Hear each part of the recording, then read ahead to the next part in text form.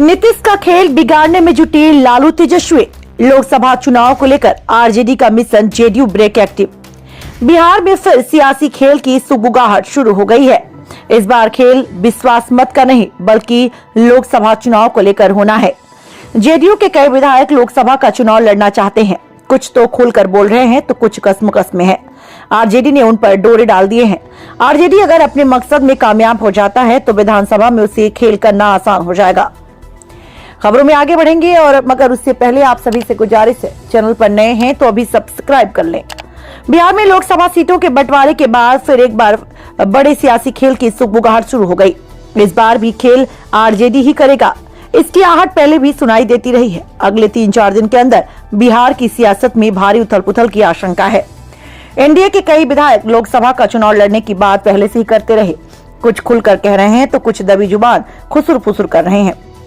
ऐसे नेता लालू प्रसाद यादव और उनके बेटे पूर्व डिप्टी सीएम तेजस्वी यादव के संपर्क में हैं। विश्वास मत के दौरान एनडीए के जिन विधायकों ने अपने तल्ख तेवर दिखाए थे, अब उन्हें इसका इनाम मिलने वाला है। जेडीयू ने पाला बदलने वाले विधायकों को पुरस्कृत कर आरजेडी को तरीका भी बता दिया। एनडीए के दो प्रमुख दलों भाजपा और जेडीयू के कई विधायक लोकसभा का चुनाव लड़ना चाहते हैं। इनमें जेडीयू विधायक डॉक्टर संजीव और गोपाल मंडल तो घोषित तौर पर कहते रहे हैं कि कुछ भी हो जाए वे लोकसभा का चुनाव तो लड़ेंगे ही। संजीव वही हैं जिन पर विश्वास मत के पहले जेडीयू के कुछ विधायकों के अपहरण की प्राथमिकी दर्ज कराई गई थी। उनका साफ कहना है कि टिकट मिले या ना मिले वे लोकसभा का चुनाव खगड़िया से ही लड़ेंगे। जेडीयू के विधायक गोपाल मंडल भी ताल ठोकते रहे हैं। उन्होंने भी भागलपुर से चुनाव लड़ने की खुली घोषणा कर रखी है। वे तो ये भी कहते हैं कि लोकसभा का टिकट उनके पॉकेट में है। जेडीयू उम्मीदवार बनाए या न बनाए वे चुनाव जरूर लड़ेंगे। उन्हें भाजपा के भागलपुर से संभावित उम्मीदवार शहनवाज हुसैन से तो इतनी चिढ़ है कि वे उन्हें देखना पसंद नहीं करते। ये कहते हैं कई बार उसे उन्होंने जिताया है, अभी वे खुद चुनाव लड़कर जीतेंगे। ये तो कुछ घोषित नाम है, लेकिन परोक्ष तौर पर कई लोग लोकसभा की तैयारी में जुटे हैं। बीमा भारती भी इस कतार में है। बीमा भारती को लेसी सिंह के नाम पर चिढ़ है, जिन्हें उनके विरोध के बावजूद मंत्री बना दिया गया। नीतीश कुमार से उनकी नाराजगी की वजह भी लेसी सिंह को अधिक तवज्जो बताई जाती है। आरजेडी अगर अपने लिए 30 सीटें रखना चाहता है तो इसके पीछे उसकी यही मंशा है कि भाजपा और जेडीयू के जिन विधायकों की लोकसभा चुनाव लड़ने की इच्छा है, पार्टी उन्हें टिकट नहीं देती तो उनको वह अवसर मुहैया कराएगा। इसे एक तीर से दो निशाना साधने की आरजेडी की योजना है। उसकी कोशिश है ऐसे 7-8 विधायकों को अगर उसने एनडीए से तोड़कर लोकसभा का टिकट दे दिया तो नीतीश सरकार अल्पमत में आ जाएंगे। पहले से आरजेडी के समर्थन में 114 विधायक हैं। एनडीए के विधायक अगर आरजेडी के टिकट पर जीत गए तो उसकी लोकसभा में ताकत बढ़ जाएगी। सरकार अल्पमत में आई तो महागठबंधन को बिहार में सरकार बनाने का मौका मिल जाएगा। यही वजह है कि एनडीए अलायंस में सीटों के बंटवारे में विलंब हो रहा है। आरजेडी इंतजार में है, पहले एनडीए अपनी लिस्ट जारी कर दे। अगर लोकसभा चुनाव लड़ने के इच्छुक विधायकों को एनडीए टिकट नहीं देता तो आरजेडी अपने मकसद में कामयाब हो जाएगा। हालांकि आरजेडी इस खेल में कामयाब होगा या पिछली बार की तरह फेल, यह तो समय बताएगा। लेकिन इतना तय है कि एनडीए की सूची जारी होने से पहले इंडिया अलायंस की लिस्ट शायद जारी हो जाए। उधर एनडीए विधायकों में नाराजगी सिर्फ इस बात से नहीं है कि उन्हें लोकसभा का टिकट उनकी पार्टी नहीं देगी।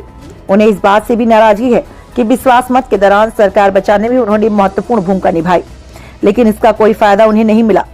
मंत्रिमंडल विस्तार में जेडीयू ने अपने पुराने चेहरों पर भरोसा किया तो भाजपा ने अपने विधान परिषद सदस्यों को तवज्जो दी।